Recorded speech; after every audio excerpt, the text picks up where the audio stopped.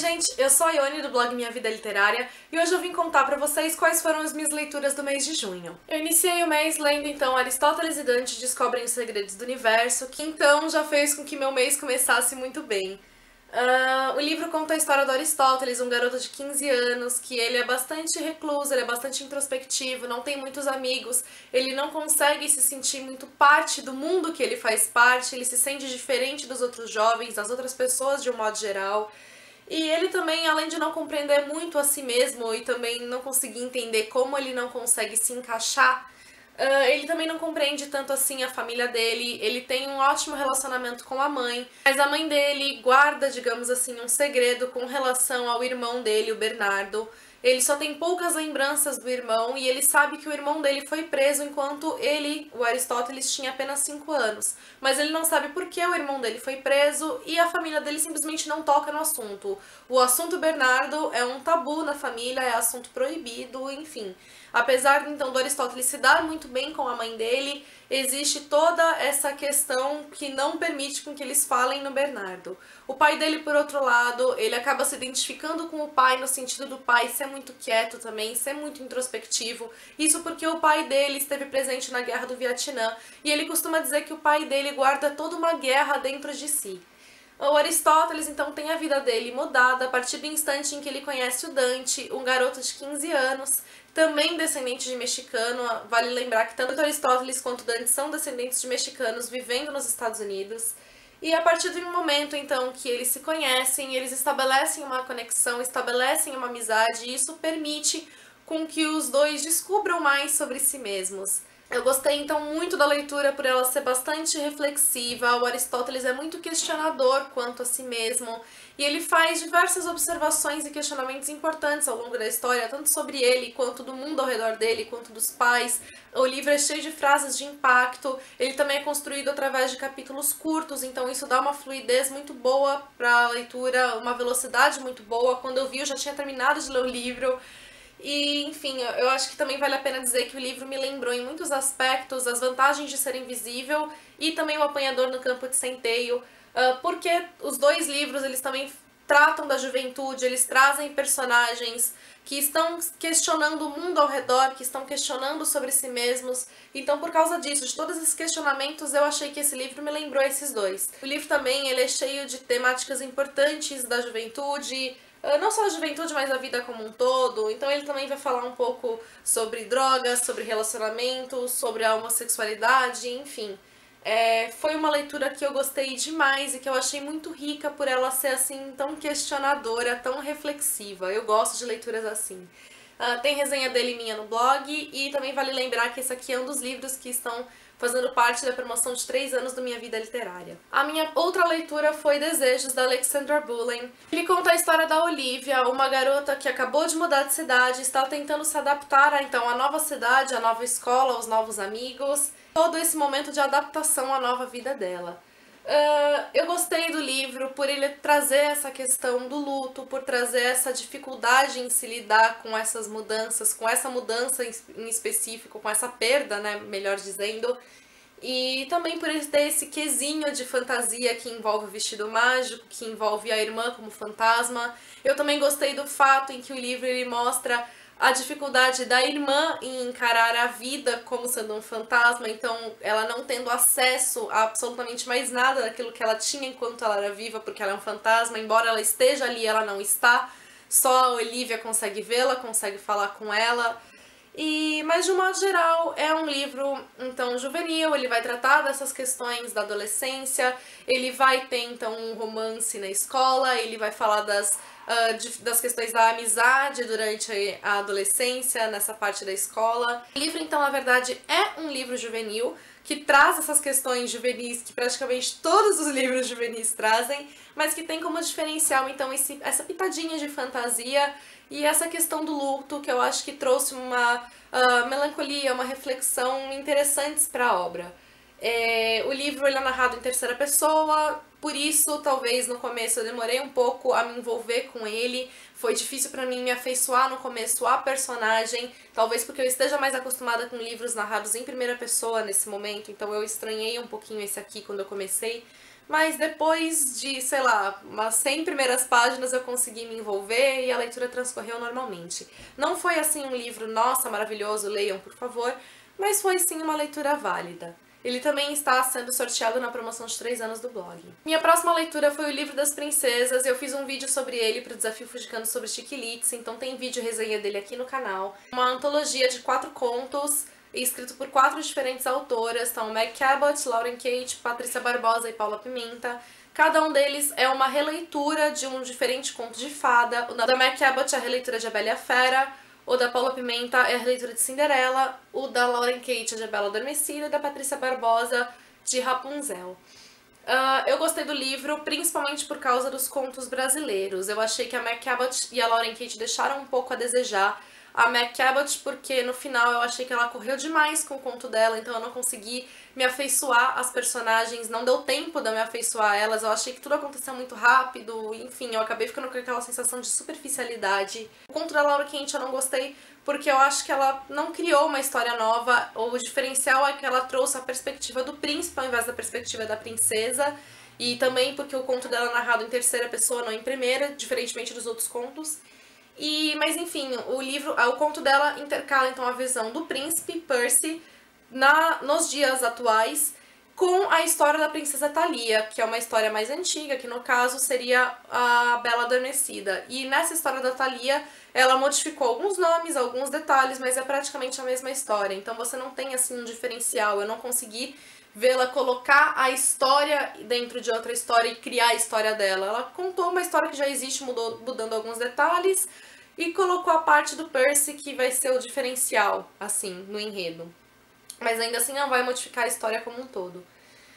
Mas já a Paula Pimenta e a Patrícia Barbosa, pra mim, foram os destaques do livro. Da Paula Pimenta ficou excepcional, além de ter sido uma leitura extremamente envolvente, que fez com que eu torcesse pelas personagens, que eu ficasse morrendo de raiva de outras, que eu não quisesse interromper a leitura. Eu adorei como ela conseguiu contar perfeitamente a história da Cinderela, levando em conta então que é a Cinderela da Disney. Ela contou perfeitamente a história com as palavras dela e através da vida da Cynthia. Então você tem uma história completamente moderna e nova, mas que é exatamente a história da Cinderela. Então eu achei que ela foi extremamente habilidosa ao transportar a Cinderela para Cynthia. E a Patrícia Barbosa, ela fez um conto que é curto, mas em momento algum ele é rápido, como o da Meg Cabot. Então o conto da Meg Cabot é maior que o da Patrícia Barbosa, mas ainda assim o da Meg Cabot me deixou a sensação de ter sido corrido e das coisas terem ficado meio no ar. Enquanto o da Patrícia Barbosa não é. Ele é curto, mas tudo encaixou perfeitamente, tudo foi envolvente, tudo fez sentido, eu consegui me conectar com a personagem. E ele é então a releitura de Rapunzel, mas eu acho importante destacar algo que eu não sabia quando eu fiz o meu outro vídeo, que é a Rapunzel dos irmãos Grimm, e não a versão da Disney, e a versão da Disney que eu me refiro não é os dos Enrolados, mas é uma versão mais antiga, que eu lembro que eu li num livro quando eu era pequena. Mas, enfim, como então ele é dos irmãos Grimm, que é uma versão que eu não conhecia, eu demorei pra ver todas as conexões que ela faz. Ainda assim, a história é extremamente divertida e vale a pena a leitura. Depois, então, foi a vez de eu ler Reconstruindo Amélia, que é uma mistura de thriller com drama. Ele conta a história das personagens Kate e Amélia, a Kate é a mãe da Amélia. Um dia, durante um trabalho, a Kate ela recebe a ligação de que a Amélia foi suspensa na escola e ela fica bastante confusa quanto a isso, porque a Amélia é uma garota exemplar. Ela é uma estudante exemplar, ela nunca teve problema algum na escola. Ela tenta ir às pressas para a escola, só que ela acaba encontrando vários obstáculos. Enfim, ela leva 1 hora para chegar na escola e nesse meio tempo, quando ela chega lá, a filha dela acabou falecendo. Todos dizem que a Amélia se jogou do telhado da escola e a Kate não consegue entender como a filha poderia ter cometido suicídio, sendo que ela não deu indício algum de não ter estado bem ou ter passado por alguma coisa forte o suficiente para que a levasse a isso. Além disso, ela acha que não é do feitio da Amélia ter cometido um suicídio. De qualquer maneira, a investigação feita na hora aponta para um suicídio e fica tudo por isso mesmo. 1 mês depois, a Kate ainda não se recuperou, obviamente, né, da perda dela, de tudo que aconteceu, e ela recebe anonimamente uma mensagem no celular dizendo que a Amélia não se jogou. Ela começa então a ir atrás de pistas que possam fazê-la entender melhor o que aconteceu com a filha. Inclusive, ela leva essa mensagem e aquilo que ela reuniu para a polícia abrir novamente uma investigação. e outro policial é designado para o caso. Juntos eles passam então a investigar o que pode ter acontecido com a Amélia para saber se foi ou não um suicídio. Ao mesmo tempo, então, que nós temos essa questão da investigação, essa vida da Kate narrada em terceira pessoa, nós também temos os capítulos intercalados em primeira pessoa que narram a visão da Amélia. Então, desde um mês antes dela ter falecido até o dia do falecimento, nós temos tudo aquilo que aconteceu com ela e que vão nos permitir entender o que de fato aconteceu. O interessante também é que, além dessas visões, nós temos também trechos do Facebook, trechos de mensagens de celular, além também de postagens no blog de fofocas da escola. Ninguém sabe quem é que criou esse blog, o Graciosamente. E através então de tudo isso nós vamos conseguindo identificar o mundo da Amélia. Eu achei uma leitura extremamente interessante e extremamente envolvente. Eu acabei não só me afeiçoando às personagens, conseguindo entender um pouco mais de cada uma, como também fiquei bastante curiosa para entender tudo o que aconteceu, descobrir os acontecimentos. A autora vai revelando aos poucos as peças, e embora você vá conseguindo montar o quebra-cabeça, vá conseguindo fazer algumas deduções, você só realmente sabe o que aconteceu quando é dito. No final, então. Mas você vai montando, assim, aos poucos o quebra-cabeça, e o livro também ele trata de diversas questões da adolescência. Ele fala sobre bullying, ele também fala sobre a homossexualidade, e ele também fala sobre amizades.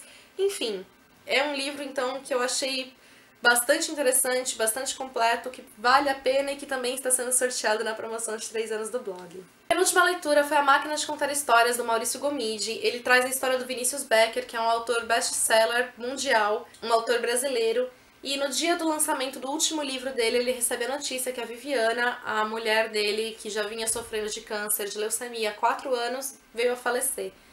A partir disso, ele percebe o quanto ele foi negligente com a família dele durante os anos de doença da esposa. Ele acabou focando demais na carreira. A carreira dele, aliás, deu um salto nesse meio tempo, mas ele praticamente abandonou a família, abandonou a esposa. E embora ele não consiga resgatar o tempo perdido, ele vai então tentar reconquistar a família dele, reconquistar aquilo que realmente importa na vida dele. Ele tem 2 filhas, a Valentina e a Vida. A Valentina, de 16 anos, praticamente o odeia por conta de tudo aquilo que ele fez, no caso, deixou de fazer para a mãe nesses anos de morte dela. E a Vida, que ainda é uma criança de 5 anos, que não tem ainda noção de tudo aquilo que aconteceu. O livro foi extremamente tocante, extremamente emocionante. Ao mesmo tempo em que ele é leve, ele é reflexivo. Eu achei que o Maurício conseguiu dosar muito bem todos os toques na história dele. Ele conseguiu, então, também fazer uma história bastante completa, mesmo que o livro seja curto. É um livro rápido, mas em nenhum momento ele parece que os fatos se atropelam, eles são bem construídos. O livro, ele é realmente completo. Ele é emocionante e ele fala sobre a arte da escrita. Então, o Maurício ele também falou muito sobre a arte de escrever, sobre a literatura de um modo geral. Então, ele é interessante também por ter essa questão, não apenas todas as questões emocionais envolvendo as personagens. Enfim, foi um livro que eu gostei muito mesmo e que vale a pena ser lido. Minha última leitura foi 7 Dias em River Falls, do Alexis Albank. Um dia na cidade de River Falls, 2 garotas são encontradas brutalmente assassinadas, ao mesmo tempo também que nós temos um jovem, um dos irmãos Shepard, que foi encontrado morto após um acidente de carro, e aparentemente esses acontecimentos estão interligados. Depois que essas 2 jovens são dadas como mortas, a Sarah, que era uma ex-amiga das 2, começa a se sentir preocupada porque no final de semana em que as 2 faleceram, ela recebeu um bilhete das 2 sugerindo um reencontro entre elas, já que elas não se falavam mais, elas cortaram ligações e a Sarah parece esconder alguns segredos. O livro ele é bastante complexo no sentido das narrativas dele, nas visões que ele apresenta. Então ele é narrado em terceira pessoa, mas ele tem a visão da Sarah, ele tem a visão do xerife Logan, ele tem a visão da Jessica Hurley, pilot do FBI e ex-namorada do Hurley. Você tem uma visão da jornalista, em determinados momentos você tem a visão do assassino da história, você tem visão de alguns suspeitos, de outros envolvidos no caso. Então ele é um livro que te traz muitas visões diferentes. E a narrativa, de um modo geral, ela é bastante descritiva, sem ser cansativa. Então ele é um livro que ele traz um panorama bem fundamentado. mas foi um livro que eu não gostei, eu não consegui gostar do livro, já tem resenha dele minha no blog, por conta de vários detalhes. Embora eu tenha achado a narrativa bem construída nesses momentos descritivos, tanto dos cenários quanto dos pensamentos e emoções das personagens, eu achei que a narrativa foi falha nos diálogos. Isso não sei se pela própria escrita do autor ou se houve uma falha na tradução. Isso porque os diálogos eles são bastante formais, muitas palavras que eu não vejo sendo utilizadas no dia a dia, principalmente por jovens. Então os diálogos me pareceram forçados, me pareceram artificiais, não conseguiram me convencer, principalmente quando se referiam a jovens. Além disso, eu também achei as personagens um pouco falhas, no sentido de que elas, principalmente também as jovens, elas me pareciam mais estereótipos do que personagens reais, complexas. Eu também não conseguia enxergar as personagens como um todo. Uma coisa que também me incomodou é que praticamente todos os relacionamentos da obra envolvem algum tipo de traição. Então, ou as personagens estão traindo alguém, ou elas são aquelas com quem alguém trai alguém. Então, todos os relacionamentos de alguma forma envolvem traição. E por mais que isso não envolva na obra como um todo, é algo que me desagrada, porque não é algo que eu acredito. Então, pra mim, ficou parecendo que no universo do autor ele só acredita que as relações sejam maculadas por traições. Eu não acredito nisso. Também alguns pontos da própria investigação me pareceram falhos. O que eu vou dizer agora não configura como um spoiler, tá? Porque, como eu falei, nós temos a visão do assassino em muitos momentos, então nós sabemos realmente quem é o assassino. Em determinado momento, uma das personagens é vista como suspeita, que pode ter sido então o assassino. Mesmo que o leitor saiba que ele não é o assassino, ele é dado como suspeito. E o que me incomodou é que essa suspeita surge após uma denúncia de um vizinho, e só que em momento algum é dito ao leitor o que o levou o vizinho a denunciá-lo. E só que a partir disso, depois de uma conexão que eles fazem entre o carro que o suspeito tem e aquele que foi utilizado no acidente envolvendo os irmãos Shepard, e quando eles veem que o carro é o mesmo, que é a mesma marca, não que é o mesmo carro, eles simplesmente já dão o suspeito como culpado, fazem uma verdadeira caça a ele, mas em nenhum momento eles dizem pro leitor o porquê que eles têm tanta certeza que aquele é o culpado. É só simplesmente o autor falar, tá, ele é o culpado, ok, ele é o culpado, e ninguém explica melhor isso. Ao mesmo tempo, depois, surge uma conexão real com o real assassino, e o xerife Logan simplesmente descarta porque ele acha que aquilo não tem nada a ver. Então isso pra mim foi completamente inverossímil, porque mesmo que o leitor saiba quem é culpado e quem não é, ele precisa entender o que levou as personagens, no caso o xerife, a decidir se aquele era ou não assassino.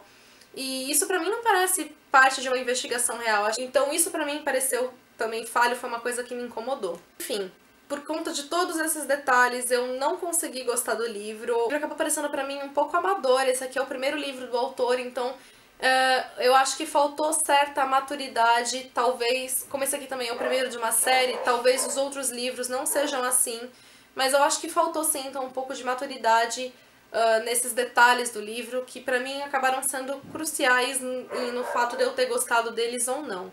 De qualquer maneira, eu vi outras resenhas em que as pessoas não tiveram uma opinião assim tão crítica quanto a minha.